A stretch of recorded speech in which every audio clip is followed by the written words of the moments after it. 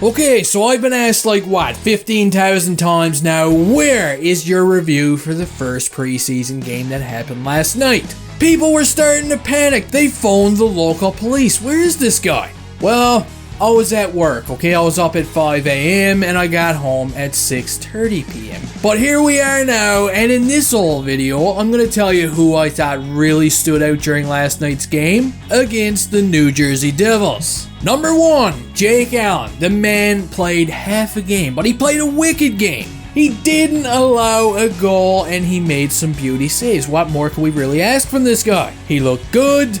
Maybe a little too good, if you know what I mean. Unless, of course, well, he's secretly on the trade market. And on the other end of the stick, we got Cayden Primeau. Our boy Primeau would come in, he played the second half of the game, and he would allow a couple of goals. As for his play, I thought it was kind of bleh. No offense to him. Moving on, I thought the best forward on the ice last night was Caufield. Wow, in a preseason game, did this guy ever show up to play? He knows he's already going to make the team, and usually guys like this, they just float around out there. They don't have to give 100%. But not Caufield. He gave his he was making stuff happen throughout the entire night. He scored a beauty on the power play. Check it out. Looking a little bit like Alexander Kovechkin here. How's that for a tongue twister?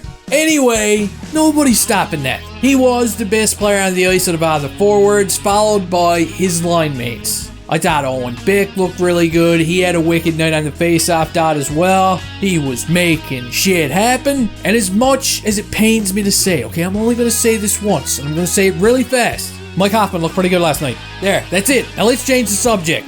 I also thought Kirby Dach and Rem Pitlick looked good. I thought the fourth line looked alright, especially Richard. This guy kinda came out of nowhere with a badass name. Now we're just gonna call him the Arse Pocket Rocket or something? But he's really got some jump in his step, and I'm gonna have to keep an eye on this guy now throughout the entire season, okay? He's got my attention. Joshua looked pretty good. I was happy to see him get some power play time. And Michael Pezzetta, the man, the myth, the legend. He was everything that I expected him to be. He was out there like some kind of a dog with rabies. Poor guy scored a goal and they took it away from him.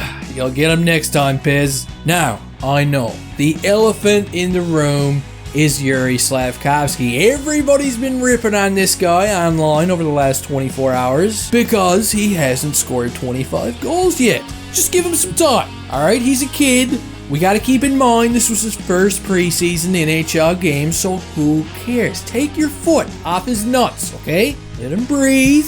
There's lots of time left, and we're going to get to see this guy in action quite a bit more over the next couple of weeks. Hopefully, we get to see him used on a couple of different lines, okay? Maybe Doc's not working out. Maybe we got to try him with Gallagher and Dvorak, or even Beck and Caufield. And even if he doesn't crack the team and he ends up playing with the Laval Rocket, getting top line minutes down there, who cares? Relax. This year's probably going to be a write-off anyway. And I just hope, I really hope that the management team and the coaching staff, they don't feel obligated. They don't feel inclined to keep this guy up and play him in the NHL just because he's the first overall pick.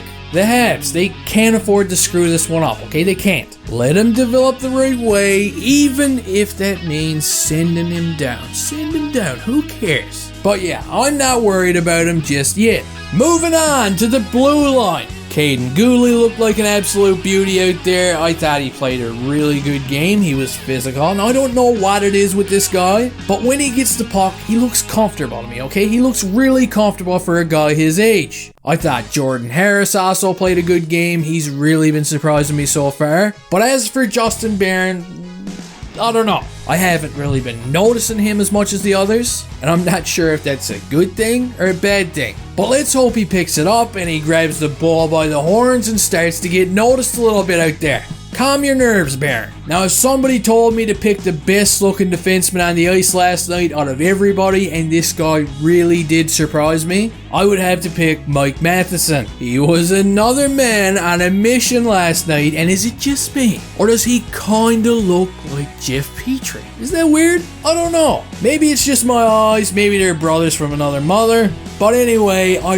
really like him. I like everything that he brings to his game. And even in the small sample size that I have so far, I do feel a little more comfortable about the blue line heading into the season with Matheson. And that's it. I've got nothing to say about anyone else. The next game is tomorrow night against the Toronto Maple Leafs, and that one should be a fun one. And the reason why it's going to be fun is because of this lunatic. I'm guessing we're going to see Arbor Jack-Eye. I'm really pumped about that. Who's next to get some black eye from Jack-Eye? We're also likely to see Brendan Gallagher in action along with Christian Dvorak.